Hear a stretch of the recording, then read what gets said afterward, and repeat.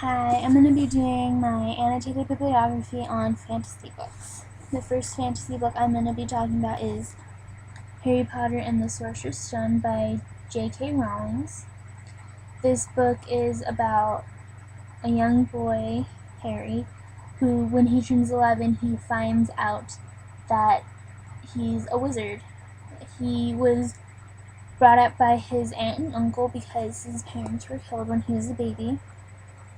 This book talks about courage and friendship and just really shows how much friendship means. It shows that with your friends, you'll always have people there to help you through tough times. If you can't count on other people, it shows courage to go after what you believe in or to fight for something that you believe in. The next book I'm going to be talking about is Inkheart by Cornelia Funk.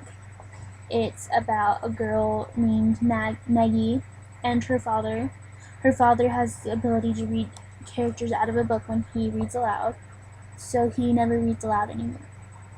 But one of the characters that he read out of the book is trying to get the book back, and the dad doesn't want to give it up because he is just desperately trying to get Maggie's mother out of the book. This book talks about being able to read characters out of a book, to actually see the surroundings of the characters, which people who love to read always want when they're reading a book. They want to be able to see what is around them. The description in this book is amazing, and it sort of lets you feel what the characters are feeling. It's just a really good book. The next book I'm going to be talking about is Wild Magic by Tamara Pierce. It's about a young girl who lost her mother and her grandfather and her home to raiders. She never knew who her father was. Her mom hadn't gotten around to telling her yet.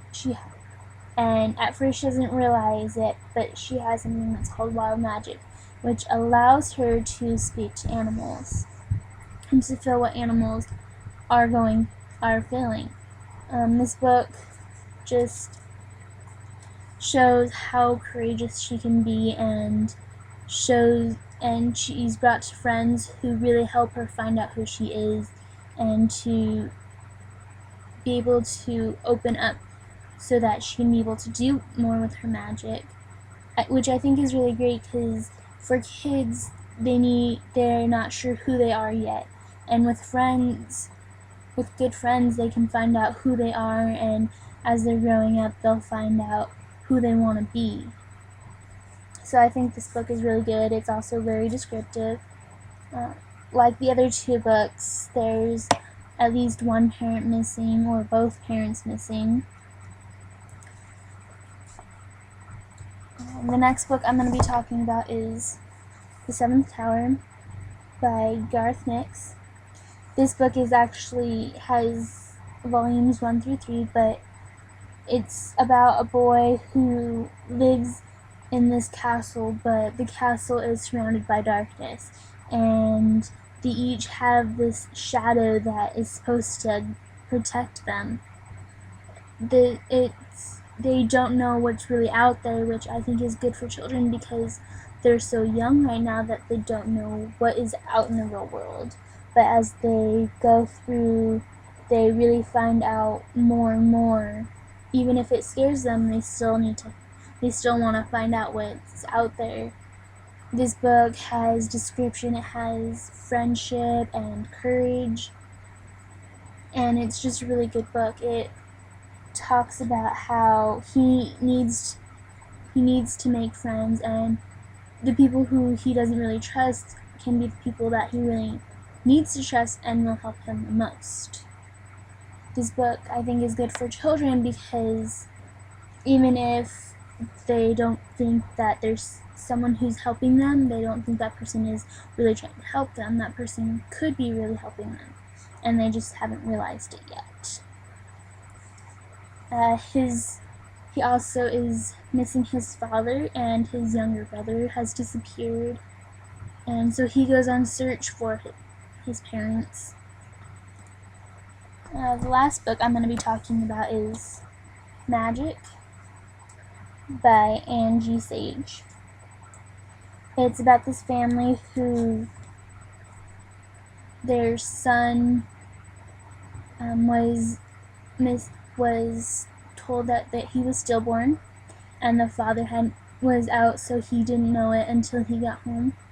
And on his way home, he finds this little baby bundled in a blanket, and he brings the baby home. What he doesn't realize was that this little girl actually belongs to the royal family, and that his son was kidnapped because he is the seventh son, and they didn't want that son. There were people who didn't want the son to be born because he was going to be the most powerful wizard. So he was taken. This book talks about the journey to find out who this boy is, and to find safety in a home that seems like it's not safe anymore because there are people who are trying to take over and to try to discourage people from doing what they need to be doing. The little girl's mom was killed because she was protecting the little girls. So yeah. All of these books have at least one or two, both parents missing, which could be helpful for kids who have lost a parent. These books are all very descriptive in the writing, and it really allows you to create a picture in your head.